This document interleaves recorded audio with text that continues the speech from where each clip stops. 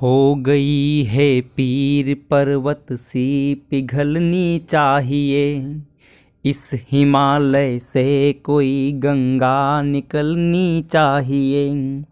मेरे सीने में नहीं तो तेरे सीने में सही, हो कहीं भी आग लेकिन आग जलनी चाहिए। हो कहीं भी आग लेकिन आग जलनी चाहिए। इतनी प्रसिद्ध गज़ल गाने वाले दुष्यंत कुमार। तो मित्रों, आज हम पढ़ेंगे दुष्यंत कुमार गज़लकार का जीवन एवं साहित्यिक परिचय। तो ऐसे व्यक्तित्व जो गज़लों को हिंदी में लेकर आए। गज़ल विधा मूलतः उर्दू भाषा की है, किंतु उसे हिंदी में लाने वाले दुष्यंत कुमार का साहित्यिक परिचय आज हम पढ़ने जा रहे हैं।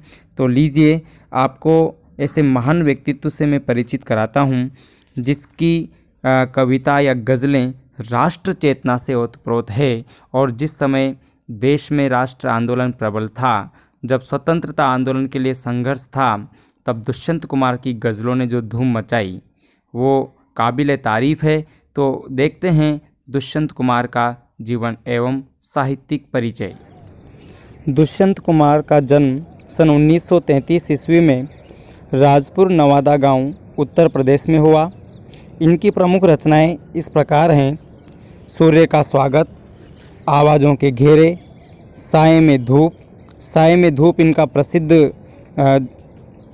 प्रसिद्ध इनका ग्रंथ है, रचना है। जलते हुए वन का बसंत, ये इनका काव्य है। एक कंठ विष पाई, इनका गीति नाट्य है। छोटे छोटे सवाल, आंगन में एक वृक्ष और दोहरी जिंदगी, ये इनका उपन्यास है। दो उपन्यास आपको याद रखने हैं: छोटे छोटे सवाल, आंगन में एक वृक्ष और दोहरी जिंदगी। इसके बाद देखिए, दुष्यंत कुमार का निधन सन 1975 में हुआ। दुष्यंत कुमार का साहित्यिक जीवन इलाहाबाद से आरंभ हुआ। वहाँ की साहित्यिक संस्था परिमल की गोष्ठियों में वे सक्रिय रूप से भाग लेते रहे और नए पत्ते जैसे महत्वपूर्ण पत्र के साथ भी जुड़े रहे। आजीविका के लिए यानी रोजगार के लिए आकाशवाणी और बाद में मध्य प्रदेश के राजभाषा विभाग में इन्होंने काम किया। अल्पायु में ही उनका देहावसान हो गया, किंतु इस छोटे से जीवन की साहित्यिक उपलब्धियाँ कुछ छोटी नहीं हैं। गज़ल की विधा को हिंदी में प्रतिष्ठित करने का श्रेय अकेले दुष्यंत को ही जाता है। उनके कई शेर साहित्यिक एवं राजनीतिक जमावड़ों में लोकोक्तियों की तरह दोहराए जाते हैं, यानी जन जन की जुबां पर चढ़े हुए हैं।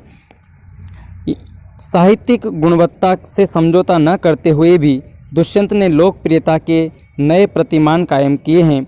एक कंठ विष पाई शीर्षक गीति नाट्य हिंदी साहित्य की एक महत्वपूर्ण एवं बहुप्रशंसित रचना है। यहाँ दुष्यंत की गज़लें जो दी गई है, हम जो पाठ में पढ़ेंगे वह उनके गज़ल संग्रह साए में धूप से ली गई है। गज़लों में शीर्षक देने का कोई चलन नहीं है, इसलिए यहाँ कोई शीर्षक नहीं दिया जा रहा। आपने देखा होगा हर पाठ को पढ़ने से पहले उसका एक शीर्षक दिया होता है, लेकिन गज़लों में शीर्षक नहीं दिया जाता। इसलिए पाठ की गज़लों का भी कोई शीर्षक नहीं है, केवल गज़लें ही हम पढ़ेंगे। गज़ल एक ऐसी विधा है जिसमें सभी शेर अपने आप में मुकम्मल यानी पूर्ण होते हैं, स्वतंत्र होते हैं। उन्हें किसी क्रम व्यवस्था के तहत पढ़े जाने की ज़रूरत या आवश्यकता नहीं रहती। इसके बावजूद दो चीज़ें ऐसी है जो इन शेरों को आपस में गूंथ कर एक रचना की शक्ल देती है। एक रूप के स्तर पर तुक का निर्वाह और दो अंतर्वस्तु के स्तर पर मिजाज का निर्वाह। एक तो हम देखेंगे कि जो तुक मिलती है गज़लों की वो एक जैसी होती है, तो गज़लें एक मान ली जाती है। और अंतर्वस्तु यानी अगर उनका भाव एक है, एक ही भाव साम्य की अगर अनेक गज़लें लिखी गई है तो उनको भी हम एक स्तर पर पढ़ लेते हैं। जैसा कि आप देखेंगे यहाँ पहले शेर की दो पंक्तियों का तुक मिलता है और उसके बाद सभी शेरों की दूसरी पंक्ति में उस तुक का निर्वाह होता है। मैं आपको जब पढ़ाऊँगा, ये जो जैसे कि आप इसी को मान लीजिए, आग जलनी चाहिए, लाश चलनी चाहिए, तो जलनी चाहिए, चलनी चाहिए, ये जो तुक मिलती है इन्हीं से हम उस गज़ल को एक स्तर पर पढ़ते हैं। यानी मान लो 7 गज़लें ऐसी है जिनकी तुक मिल रही है कि जलनी चाहिए, चलनी चाहिए, तो उनको हम एक साथ पढ़ लेते हैं। इसके बाद देखिए,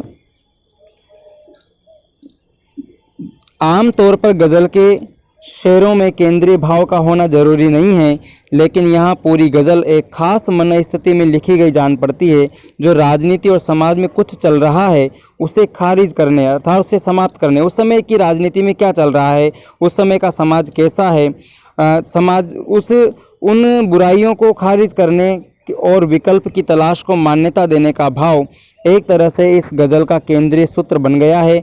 इस प्रकार दुष्यंत की यह गज़ल हिंदी गज़ल का सुंदर नमूना प्रस्तुत करती है।